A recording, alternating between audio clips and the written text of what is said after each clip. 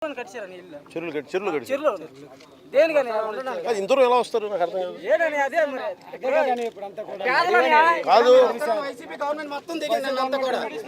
ఇదే సైట్ లోకి మొత్తం చాలా మంది వచ్చారు.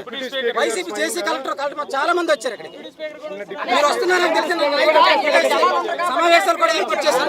ఇక్కడ జనాలు ఉండరు కాబట్టి ఇక్కడ ఇల్లు ఇచ్చారు. ఎందుకంటే వాళ్ళు మాఫియా చేసుకోవడం బాగుంటుంది కదా.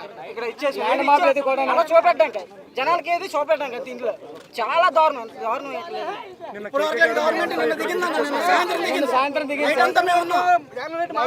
సభకు వెళ్ళిన వాళ్ళందరినీ కూడా తప్పించి సైట్ లో ఉంచారు. నన్న మీరు పట్టాదారులందరూ కూడా ఇక్కడ కానీ వస్తే రేపు పవన్ కళ్యాణ్ గారు వస్తున్నారు. అక్కడ కానీ మీరు ఏమైనా మాట్లాడితే ఖచ్చితంగా మాత్రం మీ పట్టాలు రద్దు చేస్తామని హెచ్చరించారు. నిన్న మీటింగ్ అయిపోయిందని తెలిసిపోయింది. లేట్గా వెళ్ళారు. వచ్చిన వాళ్ళందరినీ కూడా సైట్ లో తీసుకొచ్చారు.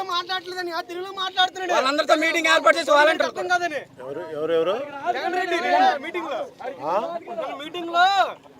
జగన్ రెడ్డి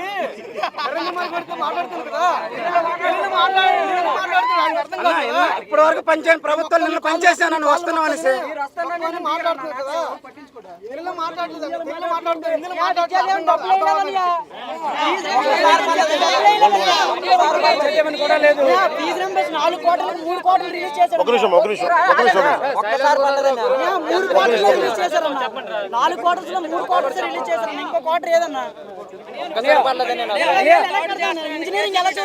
కాదు. వాళ్ళు ఇంటికి బట్టలు డబ్బులు వచ్చేస్తాయి. మరి దానికి ఓట్లు పడిపోతున్నాయి.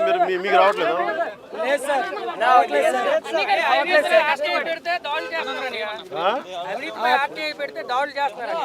నేను మంగళగిరి వచ్చానండి. బివి రమణ కుమార్ అని కమిషనర్ గారు నన్ను గన్మెన్లతో బెదిరించేసి అక్కడ చాలా ఇబ్బంది పెట్టారని అక్కడికి దరఖాస్తులు పెట్టొద్దని. తర్వాత ఇప్పుడు పంచాయతీలో మేము రికార్డుల వెరిఫికేషన్కి వెళ్ళామని శ్రీకాకుళం జిల్లా పుంజూరు మండలం పేరాడు రామ్మోహన్ గారి నియోజకవర్గం రికార్డుల వెరిఫికేషన్కి వెళ్తే సర్పంచ్ గారు భర్త వచ్చి అవినీతిగా రికార్డులు పట్టుకెళ్ళిపోయారు. అతని మీద 448 దొంగతనం కేసు కట్టమంది సెక్రటరీ గారు కట్టలేదు. కలెక్టర్ గారికి చెప్పమని కలెక్టర్ గారు రిపోర్ట్స్ ఇచ్చారు. ఆయనకి ఆర్డర్స్ ఇచ్చినా సరే పంచాయతీ ఒక రికార్డు లేకుండా చేసిన అవినీతి కూడా కనిపించనివ్వకుండా ఏ ఒక్క రూపాయి కూడా లెక్క దొరకనివ్వకుండా చేస్తున్నారని మత్స్యకారులు సబ్సిడీ కూడా మత్స్యకారులకి వేట సమయంలో సబ్సిడీ ఇస్తారు. బోట్లకి దేనికైనా సబ్సిడీ ఇస్తారు. ఆ సబ్సిడీ కూడా ఇవ్వడం లేదు. ఏమంటే ఒక 10,000 సంవత్సరానికి 10,000 ఇస్తున్నాం కదా, అవి సరిపోతాయి కదా అని సబ్సిడీ అంటే ఆయిల్ సబ్సిడీ ఇస్తారని మాకు. అవును. మీరు ఆయిల్ ఎక్కడ కొంటారు? నేను ఆయనతో మాట్లాడుతూ ఉంటే మీరు యాక్చువల్ గా నాది ఇచ్చాపు కాదు. మీకు ఎక్కడ ఇస్తారు? మీకు ఆయిల్ కొనుక్కోవాలి ఎక్కడ? కొన్ని బంకులు ఇస్తారా? కొన్ని బంకులు అన్ని బంకులు ఎవరు? అన్ని బంకులు ఎవరు? మళ్ళీ ఇప్పుడు మీరు ఒక ఎంత ఎన్ని లీటర్లు వేసుకుంటారు సబ్సిడీకి? 200 లీటర్లు వాళ్ళకి వేసుకుంటారండి. అందులో 50% అంతా సబ్సిడీ ఇస్తారండి. మళ్ళీ దానికోసం ఒక 100 ఖర్చు పెట్టాలా పెట్రోల్ బంక్ పెట్టాలి? మళ్ళీ వెళ్ళడానికి రావడానికి. అదే విధంగా వలలు ఇస్తారండి. వలలు కూడా ఇస్తారు. ఇప్పుడు వలలు కూడా ఇవ్వడం లేదు. అదే విధంగా బోట్లు అంటే కొందరికి ఐసీ బాక్స్ లాగా ఇస్తారని అవి కూడా ఇవ్వడం లేదు. ఏమంటే వాళ్ళు ఇచ్చిన 10,000 ఉన్నాయి తప్ప ఇంకేమీ లేదని. నేను 2016లో వచ్చానండి ఇక్కడ. నేను వెళ్ళాను ప్రిపేర్ అవ్వడానికి ఇక్కడికి వచ్చానన్న. అప్పటి నుండి ఇప్పటి వరకు జాబ్ నోటిఫికేషన్ లేదు. సంవత్సరానికి 6,000 ఉద్యోగాలు అన్న. నేను డిగ్రీ చేశాను. నేను ఇచ్చబోర్లో చేశాను. దాసరాజు అప్పటి నుండి ఉన్నావని. అప్పటి నుండి నెలకి 2,000-3,500 కోట్లు తిరిగినా గలం విప్పడానికి మీరు వస్తున్నారని తెలుసుకొని ఏ ఒక్క పేదలైనా సరే ఈరోజు బలంగా గలం విప్పితే పవన్ కళ్యాణ్ గారికి మద్దతు పెరుగుతుందని చాలా మంది కూడా నా రెవెన్యూ సిబ్బంది మొత్తం దిగి నిన్నంతా జగనన్న మీటింగ్కి వెళ్ళే వాళ్ళందరినీ తీసుకొచ్చి సైట్ లో నిల్చోబెట్టి వాళ్ళందరికీ హెచ్చరించడం కూడా జరిగిందన్న.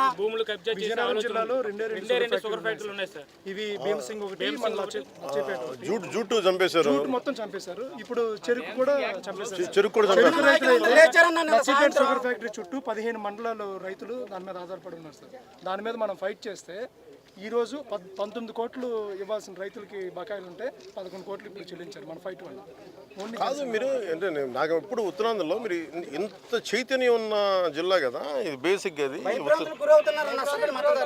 అది ఎందుకు మీకు అంత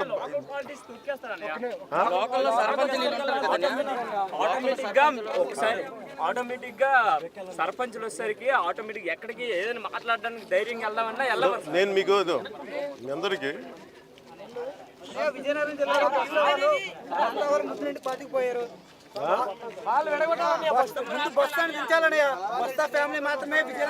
అలాగే ఇప్పుడు ఫస్ట్ నేను నా ఉద్దేశం ఏంటన్నా ఒక్క రోజుల్లో వాళ్ళు ఎదగల, ఒక్క రోజులో కూడా దించలే, అంచెలంచెలుగానే తగ్గాలి. దానికి కావాల్సింది మీరు ఇప్పుడు నేను అనేది మార్పు. మీకు ఒక కథ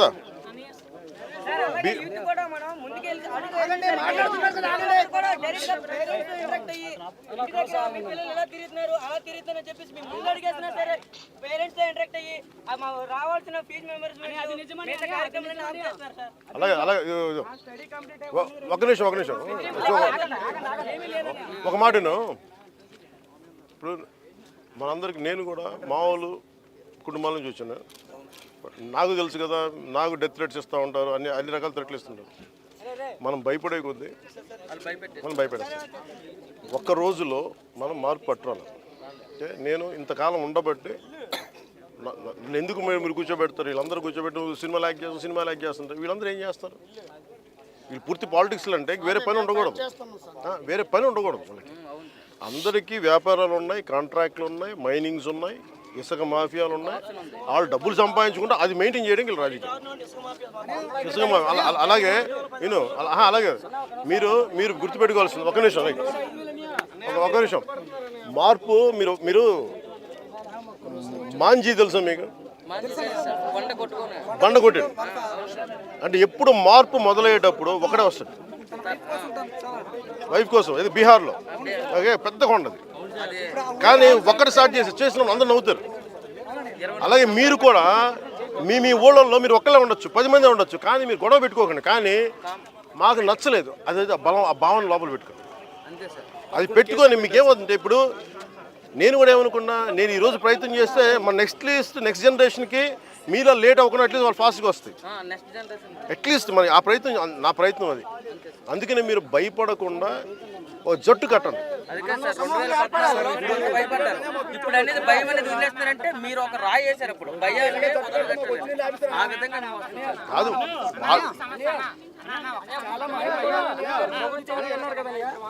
చనిపోయిన ఉన్నారు కదయ్యా, పాపం వాళ్ళకి పెన్షన్లు కూడా రావట్లేదు. నేను దగ్గర నుండి 12 మందికి పెన్షన్లు ఇప్పించాను అయ్యా. నేను వార్డు మెంబర్ని కూడా కొత్త రోజు పెన్షన్ పనిచేసి నన్ను కూడా చాలా వరకు ఇబ్బంది పడుతున్నాను వైసీపీ నాయకులు కూడా.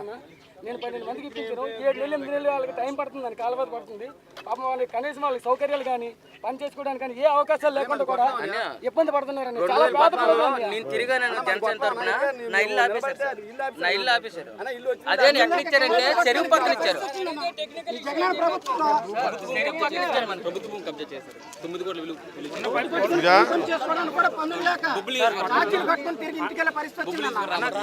ఇదంతా 9 కోట్ల విలువ చేశారు. 9 కోట్ల విలువ చేసే భూమి కబ్జా చేశారు. ఇప్పుడు చూపిస్తాను. ఇదిగోండి, వైసీపీ నాయకులు కబ్జా చేస్తారు. మార్పు చూపిస్తాను. ఇదిగోండి సార్, ఇదిగోండి 56 సెంట్లు దానం చేశారు 1966లో మూడల పద్మనాభం గారు. 56 సెంట్లు దానం చేస్తే ఇప్పుడు అది 36 సెంట్లు చూపిస్తుంది. రాత్రి అక్కడ ఆదిలోని వెలుగాఫీస్ కొట్టారు సార్. వెలుగాఫీస్ కొట్టేసి జేసీబీతో మీరేం చేస్తారంటే మీ ఎక్కడ ఏమేమి జరుగుతుందని డేటా మెయింటైన్ చేయండి. ఇప్పుడు మనం 11 కేసులు పెట్టాం. 1, 2 మీరు కేసులు హోటల్ దగ్గరకు వస్తామంటే రౌడీ షీట్ ఓపెన్ చేస్తా ఉన్నాను. నేను హోటల్ దగ్గర ఉన్నానని చెప్పాను. రౌడీ షీట్ ఓపెన్ చేస్తా ఉన్నాను సార్. ఆ రోజు నువ్వే చెప్పింది నా దగ్గర. ఆ రోజు మా కింద ఏది అని ఎవరో బెదిరిస్తాను నేను. పోలీసు కూడా ఒత్తిళ్ళు ఉంటాయి. అంటే చెరుకు రైతుల గురించి, ఇసుక మాఫియా మీద మనం గురించి మనం పోరాటం చేస్తాం. ఇప్పుడు ఎందుకు చాలా మంది ఉద్యమాల వైపు వెళ్తారు, ఇలా నలిగితే వెళ్ళిపోతారు. ప్రజాస్వామ్యం మటుకు ఇస్ మోస్ట్ పవర్ఫుల్. అందుకని ఇది మనందరం, నేను ఒకరిని చేసేది, మనందరం కలిపి చేసేది. ఓకే, నేను ఇవ్వాల్సిన సపోర్ట్ మీకు ఇస్తాను. ఓకే, మీరు ధైర్యంగా